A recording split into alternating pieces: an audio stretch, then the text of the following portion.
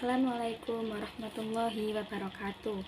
Perkenalkan, nama saya Nisa Maulidia dengan NIM 21110503034. Saya di sini akan menjelaskan peradaban Islam tentang puncak kemajuan peradaban Abbasiyah. Pemerintahan Abbasiyah itu didirikan oleh Abdullah As-Sofa Muhammad bin Ali Abdullah bin Al-Abbas pada tahun 104 Hijriah atau 136 sampai 136 Hijriah. Latar belakang dari berdirinya pemerintahan Abbasiyah itu adalah bahwa mereka itu merasa lebih berhak untuk memimpin umat Islam dibandingkan Bani Umayyah, karena mereka itu keturunan dari Bani Hashim yang secara nasabnya itu lebih dekat dengan Nabi Muhammad SAW. Ada 3 poros utama berdirinya Bani Abbasiyah ini. Yang pertama, Yordania atau Humaimah itu adalah sebagai pusat perencanaan. Yang kedua, Irak atau Kufah itu adalah sebagai kota penghubung, sedangkan yang terakhir itu adalah Khurasan sebagai pusat pergerakan praktis. Berikut ini adalah pemimpin-pemimpin pemerintahan Abbasiyah yang dilakukan pada umat Islam menjadi umat Islam yang maju. Yang pertama itu adalah Abu Abbas As-Sofa, menjabat pada tahun 132 Hijriah sampai 136 Hijriah.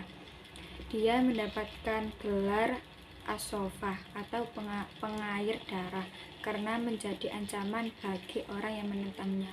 Dia adalah khalifah yang pertama. Dia wafat pada umur 33 tahun di kota Hashimiyah. Pemimpin Al-Abbas ini melakukan tidak terlalu fokus untuk menaklukkan daerah lain dan dia melakukan pergerakan praktis. Sebelum beliau itu meninggal, dia menunjuk saudaranya sebagai pengganti beliau, yakni Abu Ja'far Al-Mansur yang menjabat pada tahun 1136 Hijriah sampai 158 Hijriah. Berikut ini yang dilakukan oleh pemerintahan Abu Ja'far Al-Mansur. Yang pertama, beliau itu memindahkan kota Damaskus ke kota Hashimiyah, kemudian pindah lagi ke kota Baghdad dekat dengan Stagipon. Yang kedua, beliau itu membentuk lembaga protokol negara dan sekretaris negara. Yang ketiga, beliau itu membentuk kepolisian negara dan memenuhi angkatan senjatanya.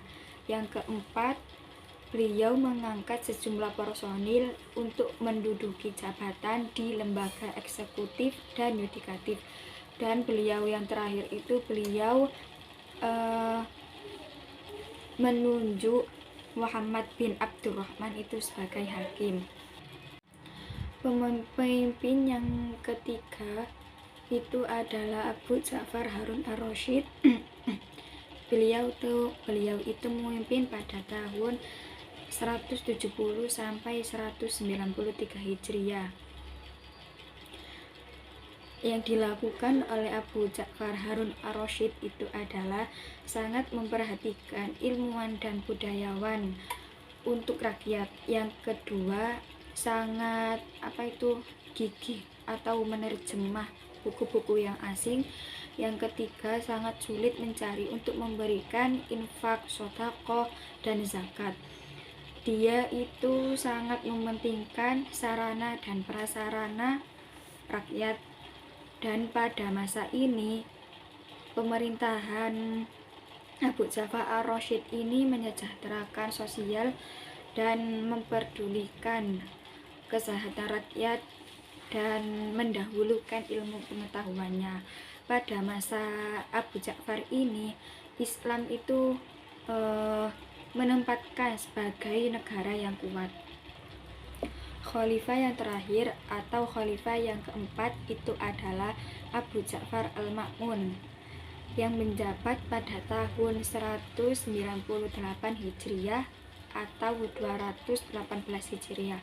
Yang dilakukan oleh Abu Ja'far al-Mansur itu adalah pertanian pada Abu Ja'far al-Mansur itu berkembang dengan pesat. Kemudian khalifah-khalifah kembali ramai ketiga menyediakan dorongan kuat kepada pengetahuan, ilmu kedokteran, matematika, fisika, dan ilmu sains. Kemudian beliau itu melakukan perdagangan dengan Tiongkok. Ndak itu aja, beliau juga wilayah Islam itu berkembang dengan terus menerus ya. Kemudian menerjemahkan buku-buku Plato dan Aristoteles atau Husain bin Ishaq. Yang terakhir, beliau itu memperjuangkan untuk mendapatkan karya ilmiah Yunani kuno dan diterjemahkan ke bahasa Arab. Ada pula penyebab runtuhnya pemerintahan Abbasiyah itu adalah lebih mementingkan urusan pribadi dan mulai lalai melakukan tugasnya. Yang kedua, kekuasaan wilayah Abbasiyah itu luas, tapi sedangkan komunikasi dengan pusat itu sulit. Yang ketiga, korupsi merajalela. Yang keempat, permusuhan antara suku agama dan beberapa suku. Yang kelima, pengaruhnya keturunan dari Turki. Kemudian ada juga penyebab runtuhnya menurut eksternal. Yang tadi saya sebutkan itu adalah menurut internal, sedangkan ada pula menurut eksternal. Yang pertama itu adalah perang salib berlangsung beberapa gelombang dan menelan banyak korban.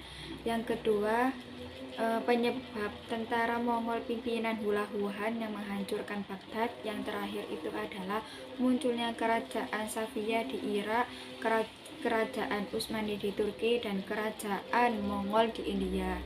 Sekian dari saya. Apabila ada salah kata, saya mohon maaf yang sebesar-besarnya. Akhirul kalam, wassalamualaikum warahmatullahi wabarakatuh.